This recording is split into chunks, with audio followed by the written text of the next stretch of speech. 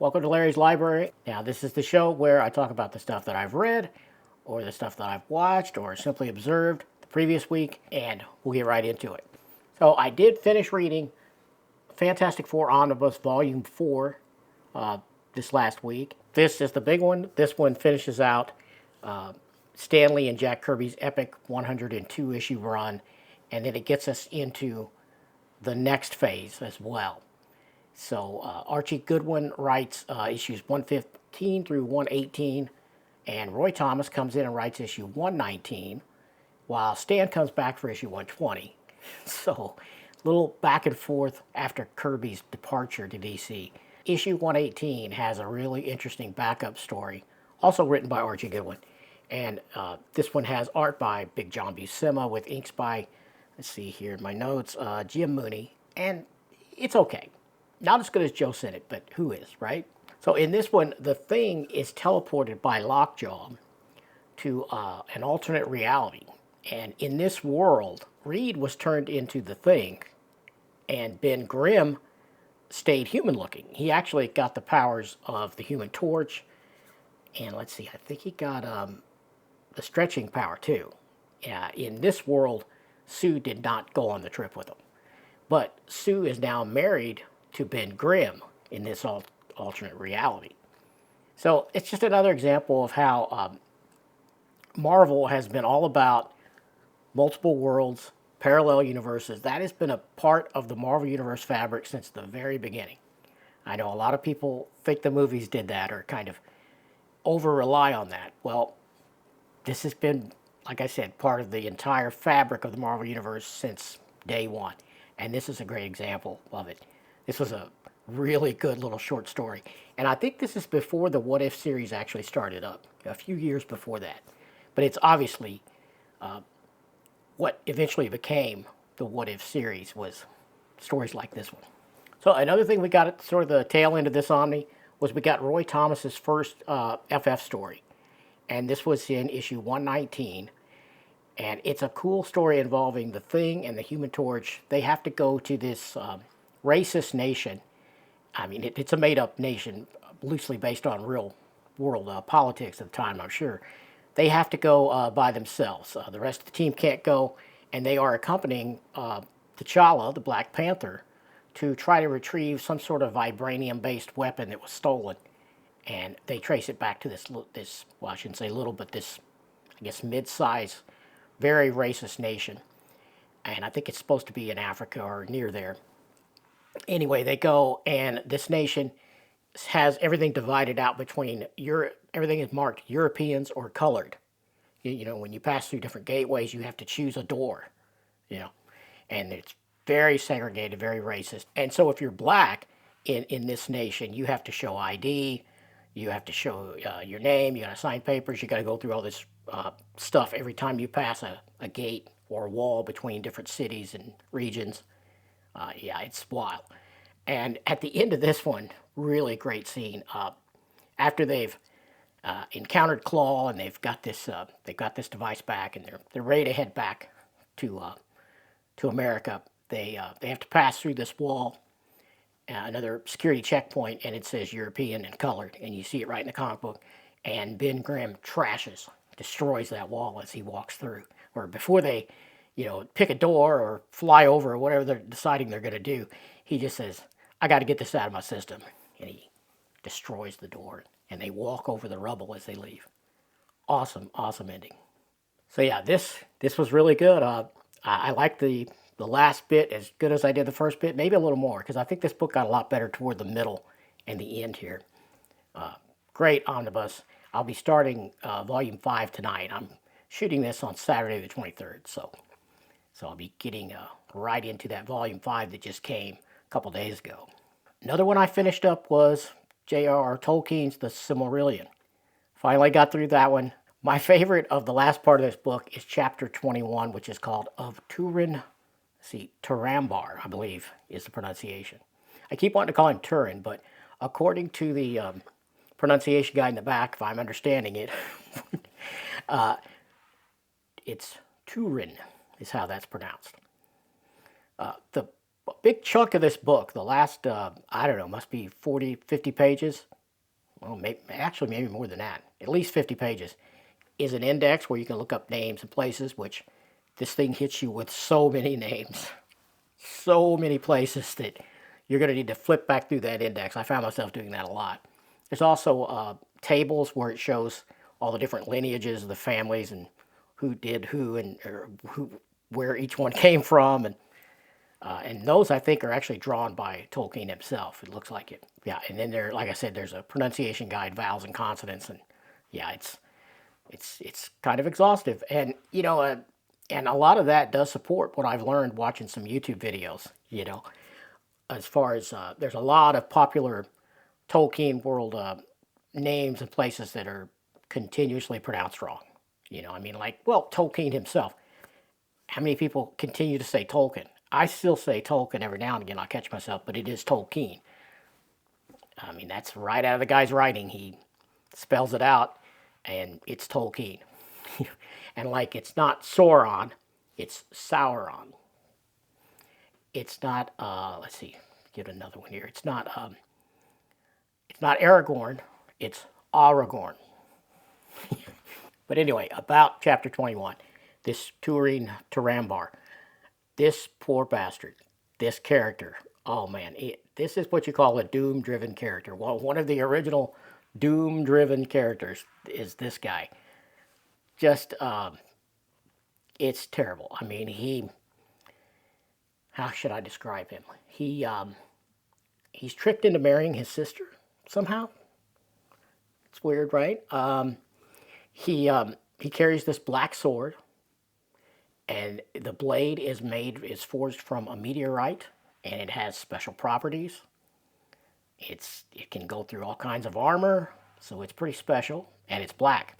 In fact, they call him the Black Sword quite often. He has different phases of his life where he becomes different things to different people. He becomes this sort of robber in the woods, almost like Robin Hood, except I think he's just keeping it for himself.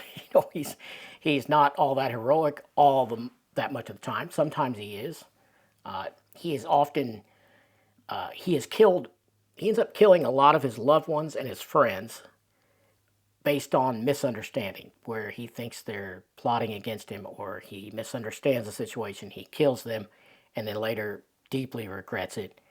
It's just on and on like that. Very tragic character. Now, if this sounds familiar to you, and you haven't read the Silmarillion, it might be because it sounds an awful lot like Elric. I'm talking about Michael Moorcock's Elric. Elric is also doom-driven, also cursed, also carries a black sword with very strange properties. It's magical. It often causes him to kill his loved ones when he doesn't mean to or he doesn't intend to.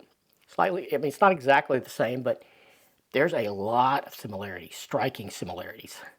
I mean, I never expected to think of the works of Michael Moorcock while I'm reading Tolkien. So that was a mind blower, and so I immediately got to Googling this to see if other people had, made the comparison between Turin and Elric. Well, of course they have. I also wondered, which one came first? Which one was published first? So look that up. And I'll read from Wikipedia here. Elric first appeared in print in Moorcock's novella, The Dreaming City, Science Fantasy number 47, June 1961. Okay. So when did the Silmarillion first get published? Look that up. Also, according to Wikipedia, the first edition of the Silmarillion was brought out in hardback by Allen and Unwin in 1977. So, Elric predates Silmarillion as far as publication date by quite a few years. And then I wonder, which one was written first? And I'm pretty sure that would be Silmarillion, because he wrote it, if I understand the history right, and I think I do. Tolkien wrote the Silmarillion before he wrote Lord of the Rings, and I think even before The Hobbit, but certainly before Lord of the Rings. So it was around a long time, probably before Elric was, at least by a few years, if not decades. anyone has better dates on all that, let me know down in the comments. Not claiming to be a Tolkien expert. So then I was wondering, well, what are other people saying about this striking similarity? So I did, like I said, did some Googling, and I found Michael Moorcock's website, which is still up. It's michaelmoorcock.net, where he has a forum. And Moorcock himself answered this question twice, at least twice that I found just, casually digging through there.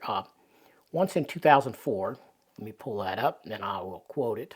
So his reply to this question about Turin and Elric having did one copy from the other, Moorcock wrote in 2004, he says, "Yeah, old Johnny Tolkien was always ringing me up, desperate for a sequel to his top-selling fantasy trilogy. It was embarrassing, really.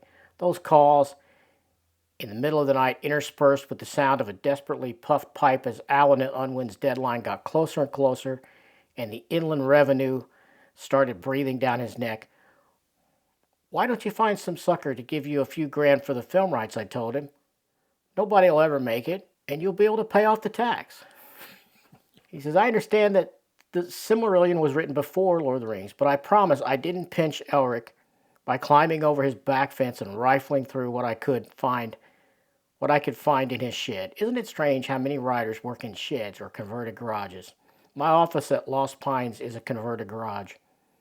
Elric pretty much developed as I wrote him, so I'm not sure what process was going on there, except finished folklore, including Baba Yar. Babi Yar? Babi Yar? I don't know. It was read to us at my school when I was about 7, along with Padraic Colum's King of Ireland's Son. I suspect a common grounding and probably a fairly similar education is what turned out Tolkien, the 1918 war vet, philologist, and Moorcock, the 1945 survivor journalist.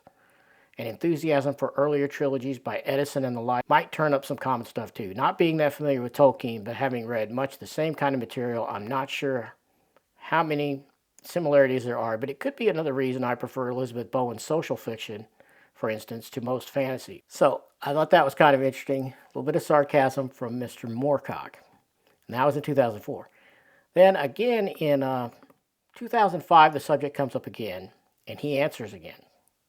2006, it comes up again. And he says, and this time he gives a lot shorter answer with a lot less sarcasm. He says, "Sorry I came to answer this late. As many know, my email's been out of commission since I changed addresses. Blah, blah, blah." He says, "No, I wasn't familiar with either the Silmarillion or the Cullervo myth. But I do believe that writers, myth makers, often do come up with the same ideas, that there's a resonance in us all which finds expression in certain ideas and images. Of course, I hadn't read Lord of the Rings when I started writing fantasy either, but I had read some of the same myths and legends, and for that matter, some of the same fiction as Tolkien. I'd also seen The Wizard of Oz, which I believe to be a fairly important influence on Lord of the Rings." That from Michael Moorcock in 2006. So, if you believe him, and I don't think there's any reason not to believe him, I think this was just a coincidence. It's a powerful coincidence, striking even, but I think it's a coincidence. There's been a lot of characters over the years that have been very similar, but when you do a deep dive, you find out one really didn't influence the other. Best example I come up with quickly is Swamp Thing and Man Thing. DC's Swamp Thing and Marvel's Man Thing. They came out almost the same week. I mean, within weeks of each other, days maybe. It was very close. And I don't think either had any influence on the other. And if you really read any of the comics of these characters, you find out they're really very not all that similar, other than their look, and they're both swamp monsters. Yeah, so I think that's what you got here. Big coincidence, and I did not expect to find that in Tolkien. And having finished that, I did start another prose book. This one quite a bit different. I started reading Lue Elizondo's book, Imminent. Now, if you're not familiar, if you're not into the whole UFO mystery, then or UAP as they call it today, then you may not know who Lue Elizondo is. Well, Louis Elizondo was the head of ATIP until just a few years ago, and that was, ATIP stands for Advanced Aerospace Threat Identification Program. So he worked for the Pentagon. He had one of the highest clearances in the entire government. In fact, he has retained his clearances, which is in stark contrast to David Grush, the guy that made a lot of claims last year and appeared before the congressional UAP hearing thing. His clearances had expired. Well, Lue Elizondo's are still active. So that is a completely different scenario. Anyway, he doesn't work for the Pentagon now, and he has this book out. And I think he's a fascinating guy. I really want to believe him. He recently spoke at the congressional UAP hearing, and here are probably the juiciest 9 seconds from that, where he's asked direct yes and no questions. Check this out. Has the government conducted secret UAP crash retrieval programs, yes or no? Yes. Okay, were they designed to identify and reverse engineer alien craft, yes or no? Yes. So, is this disclosure, have we just got real disclosure that aliens are real and that there's truth to this conspiracy theory that's existed since Roswell and back in the 40s? Is this disclosure?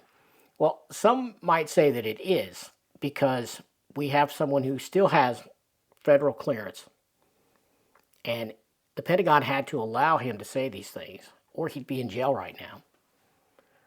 So, what does this mean? I mean, some people like to say that, that Lue Elizondo is a sham, he's a charlatan, he's an agent of misinformation, that the government's just allowing him to say what they want you to believe. But, I always answer this with, to what end?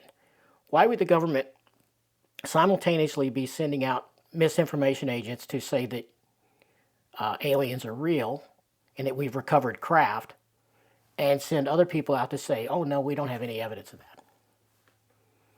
To me, it means there's a conflict within the government of people that want to tell the truth and get this stuff out there, and people that just want to keep it status quo and say that all this is bullshit. I don't know.